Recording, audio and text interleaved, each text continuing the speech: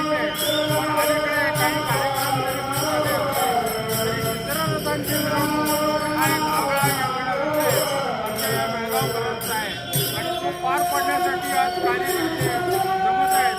दुर्दैवानं थोडासा पाऊस झाल्यामुळे विलंब होतो आहे, परंतु या सगळ्यावर मात करून आमचे जे भक्त ही मिरवणूक अत्यंत शांतपणे आणि प्रेमपणे सगळ्यात पार पडतील असा विश्वास आम्हाला आहे.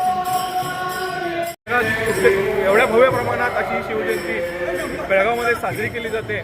आज जरी पावसाचं वातावरण असलं तरी थोड्या काळानंतर तुम्ही पाहू शकाल बेळगावचा जनसागर हा रस्त्यावरती असेल आणि प्रत्येकाला शिवकाळ अनुभवायला मिळेल एवढंच मी सांगू इच्छितो.